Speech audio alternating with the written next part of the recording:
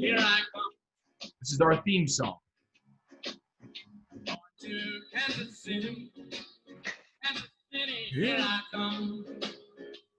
Welcome to another episode of the Kansas City Multifamily Minute with Logan Freeman and Alex Olson.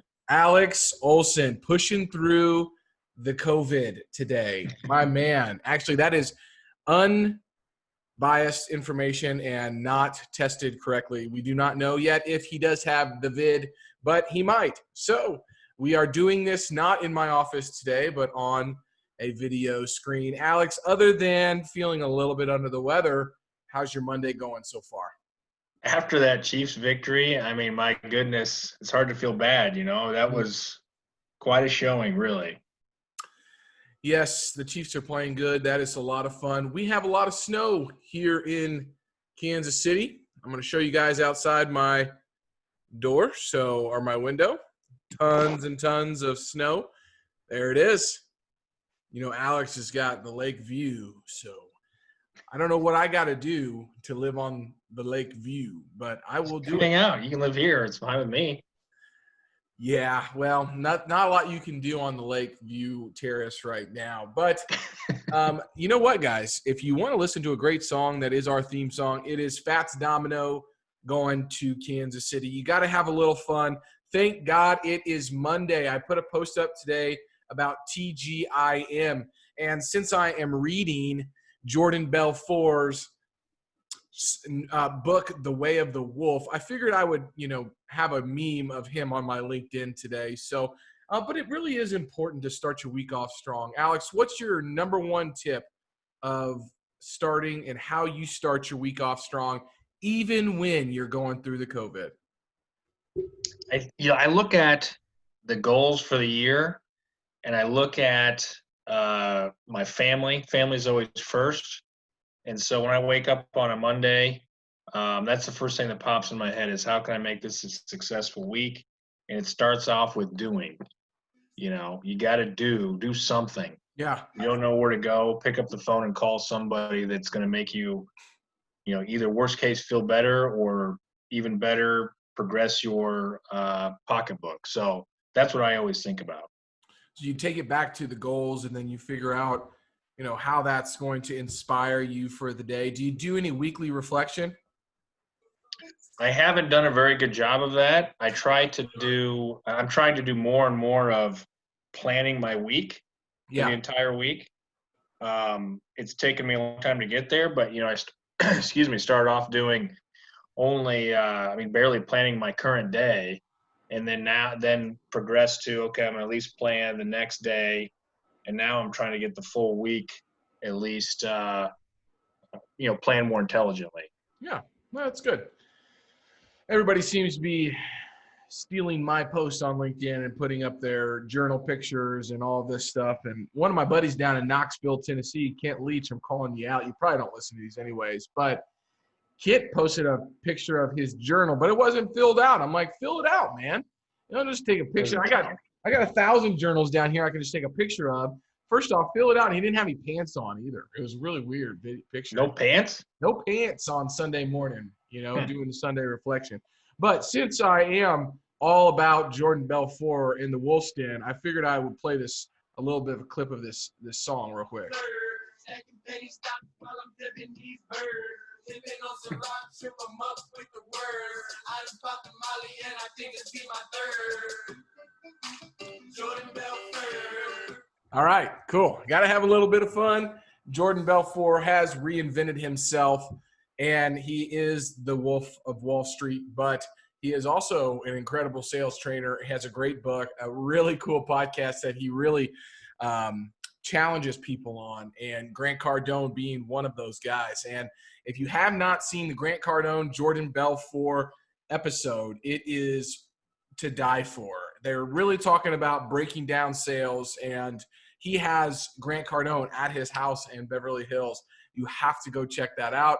It was a great episode. Okay, I thought it'd be fun to kind of put people up on games, something that we're going through, and what we're working on right now, how we're trying to elevate ourselves as well. Alex and I always try and do better here in the Kansas City area.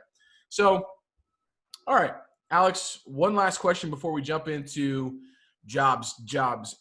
But I'm curious, what's your favorite podcast right now? Besides the Live Free Investors podcast. The Live Free Investors podcast is pretty good, but other than that one. I still listen to Bigger Pockets religiously. Yeah. Just to see what the other world is talking about. I say the other world just because, it's a lot of different markets besides Kansas City. I like to hear what investors are doing. So that's my go-to for, hey, I need a podcast to listen to.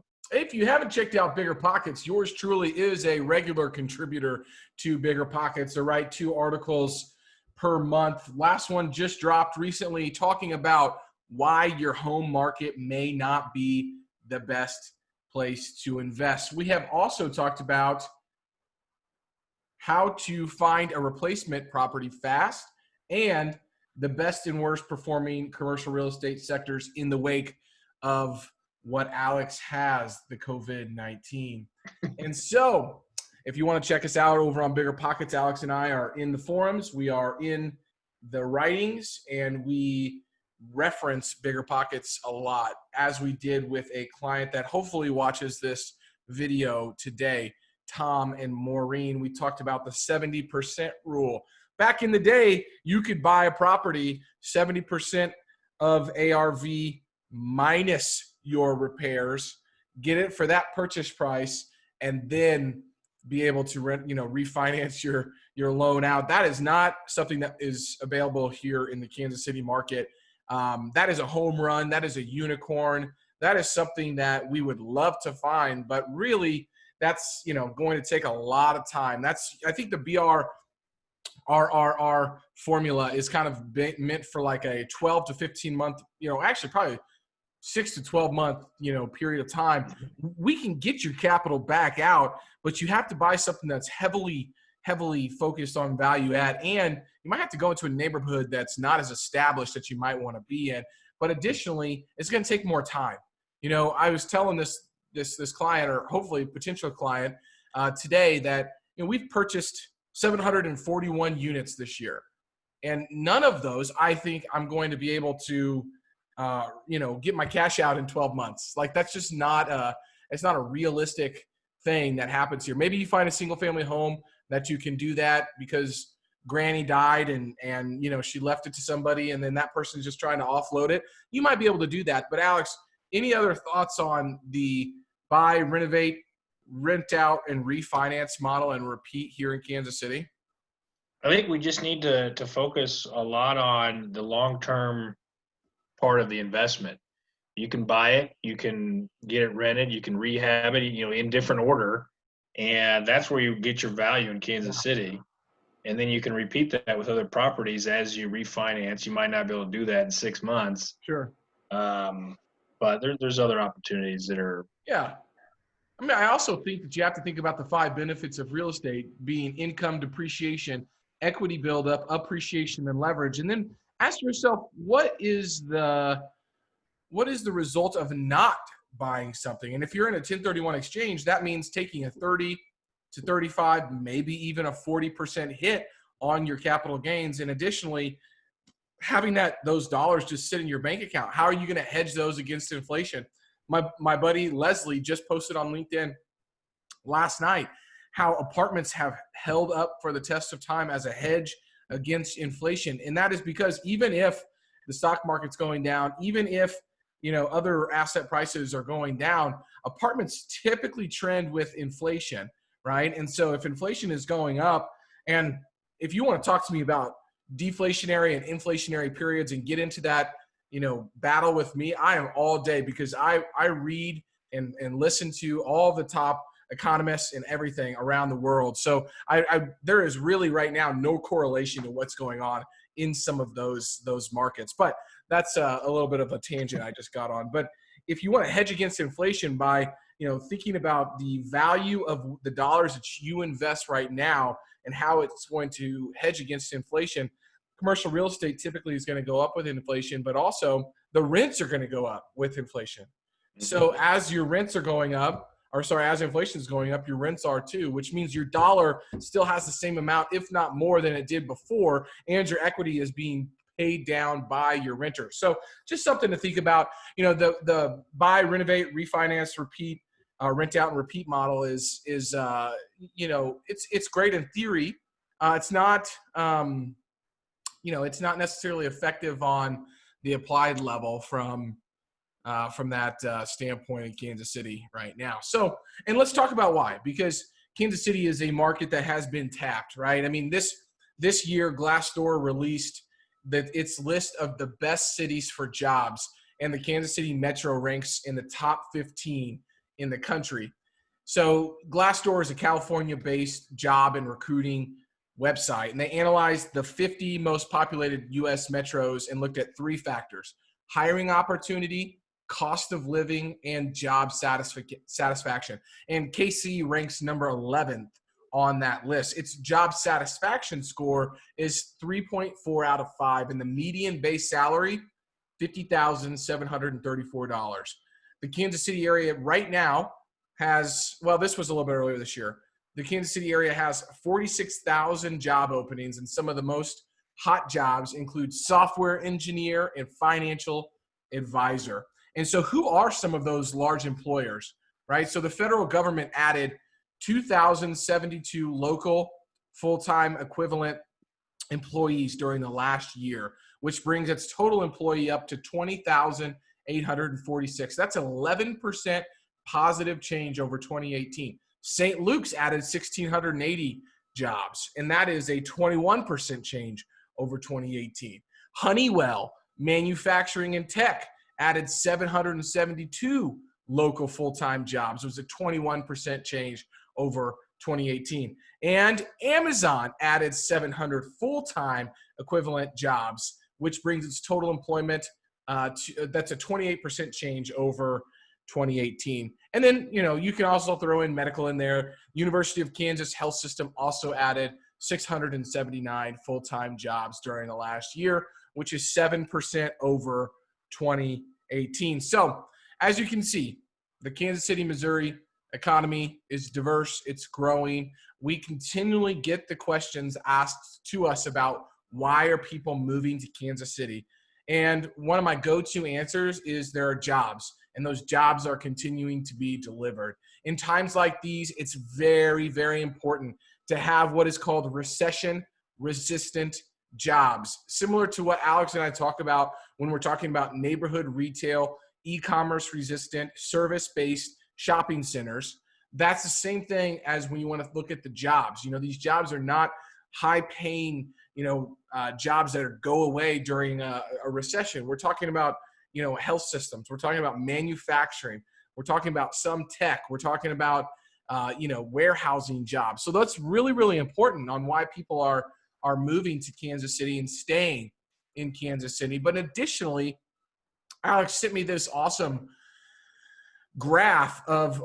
picture of the United States that depicts workforce confidence across the United States. And this index measures how workers feel about their job security, financial situation, and their career outlook. And Kansas City ranks in the top 10 across the United States, right around next to Colorado Springs, Memphis, Tennessee, Atlanta, Georgia, Jacksonville, Florida, Providence, Rhode Island, and Greenville, South Carolina. So, I mean, that's one component to this, right? I think the second component is, what does this mean, right? Okay, well, if there are jobs, there typically means there are renters, right? Okay, so if there are renters, a good question should ask, okay, how much rent is affordable? And is the market that you're looking at affordable? So maybe you've heard that you should spend no more than 30% of your annual income on rent.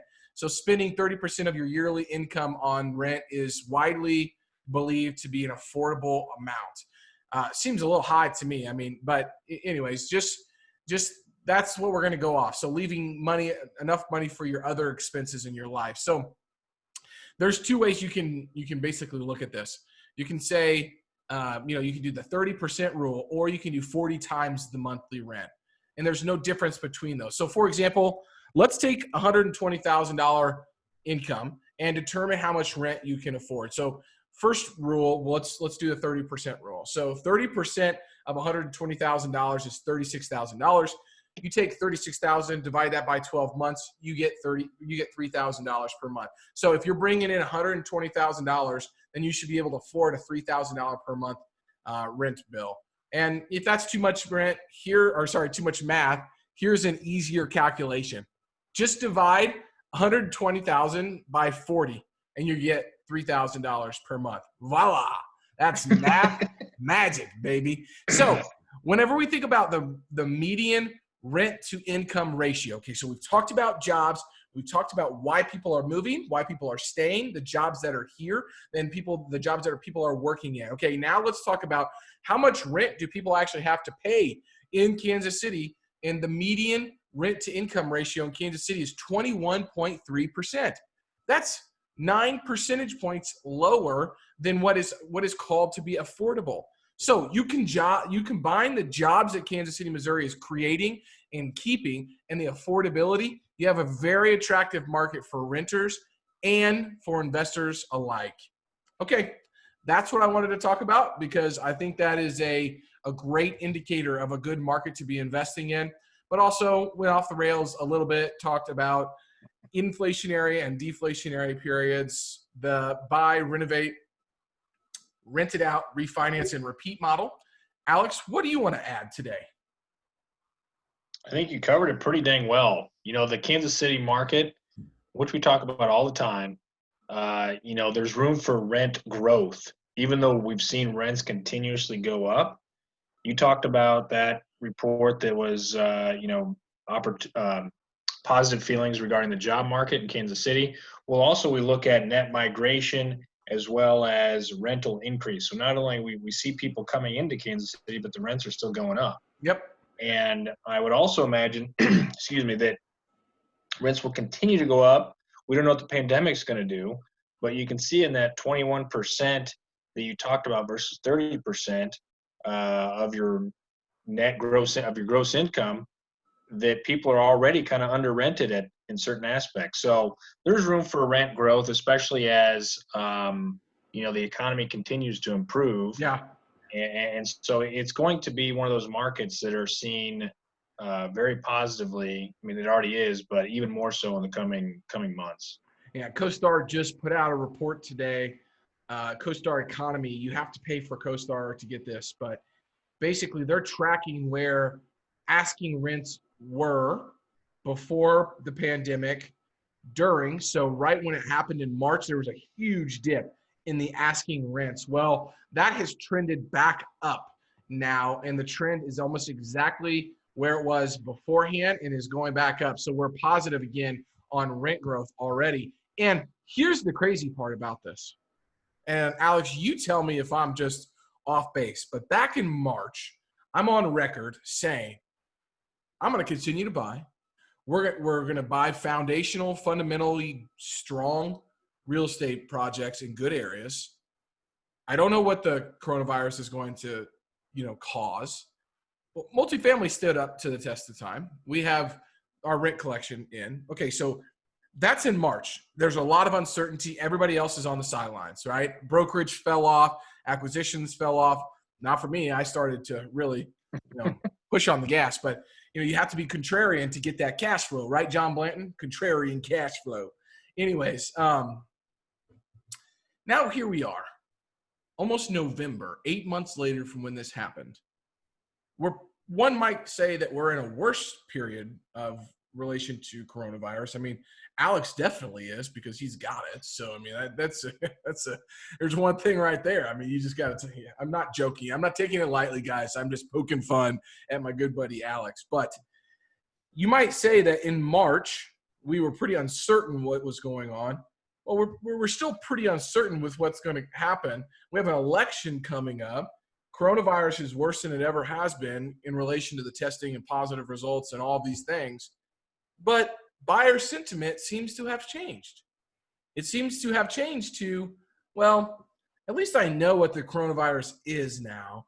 At least I can see where the credit markets are. I can see that multifamily has held up well. Certain parts of retail have held up well. Self-storage has held up well. People are still buying and continuing to buy.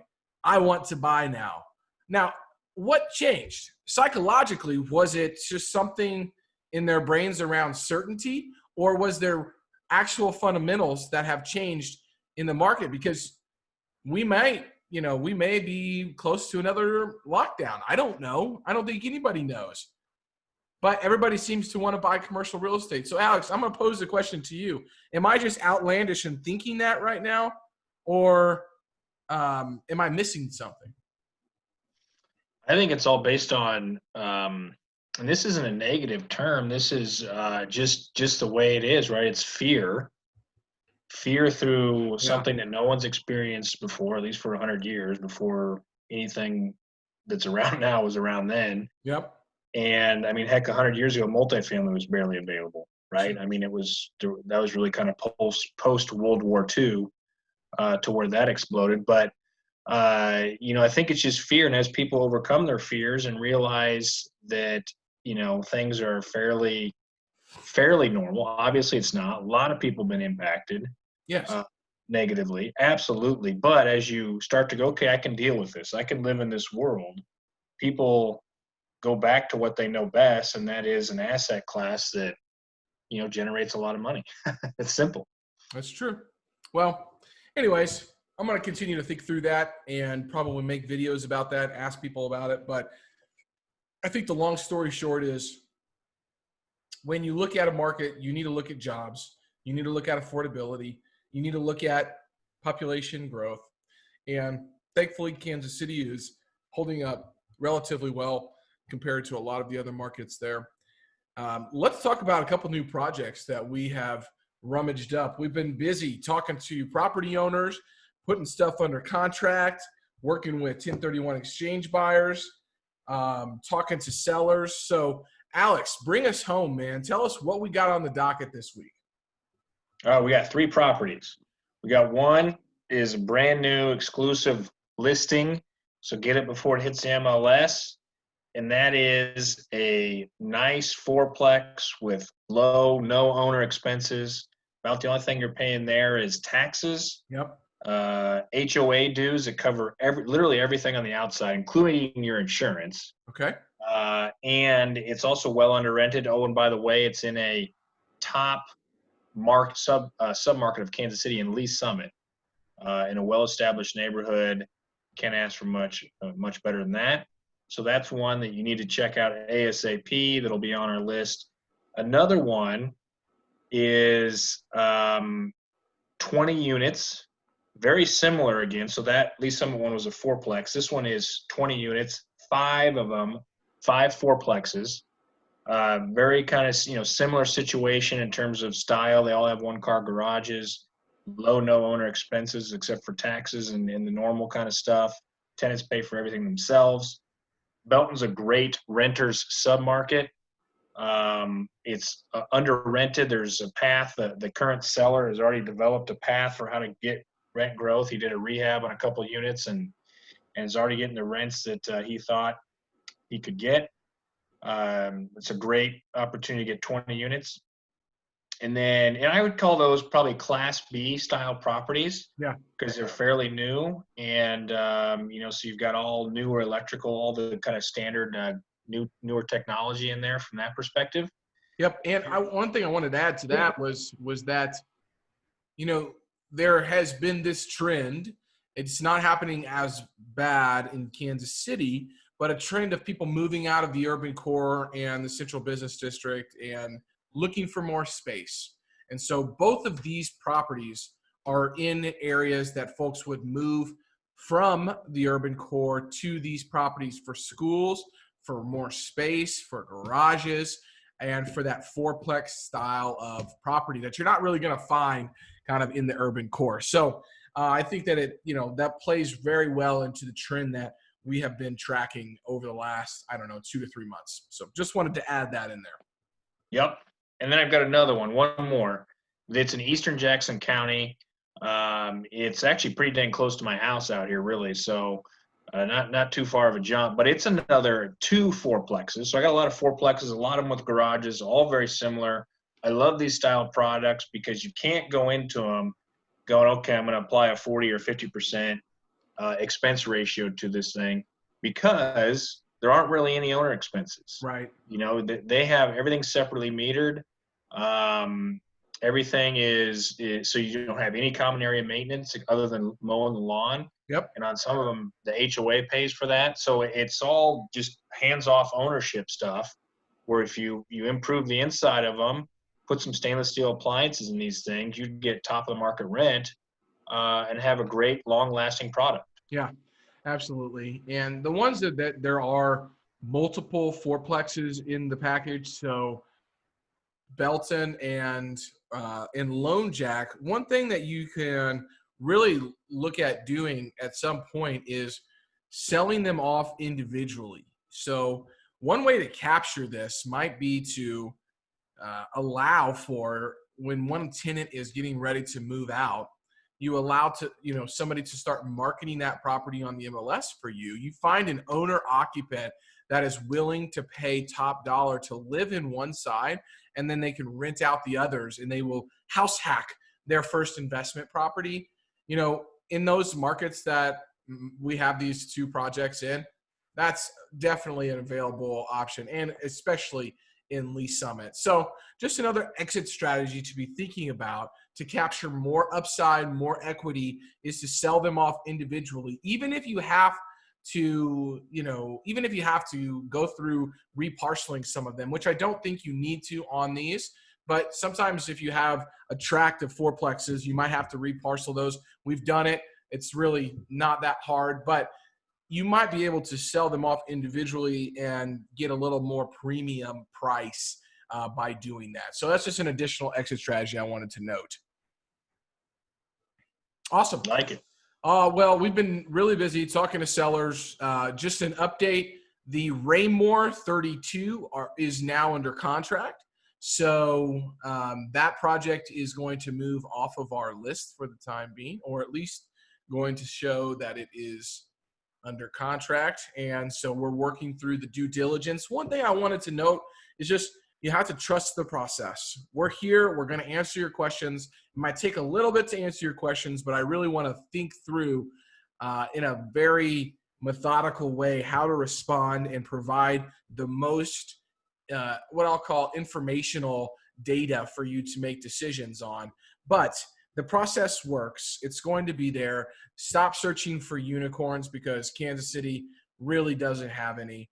What we do have is great singles and doubles. And if you hit enough of these singles and doubles, what I've learned is if you're not swinging for the fences, you don't strike out as much, and you also can run up that score really, really quickly. So anyways, cheers to singles, cheers to doubles, piling them up. And sorry, you can't really ask the Royals about what those homers feel like because, we've been struggling for a little bit. But anyways, until next time, guys, thank you, Alex, for joining. We are holding our fingers crossed for I don't know if you want a positive or a negative, but I just hope that you start feeling better. How about that? I appreciate that.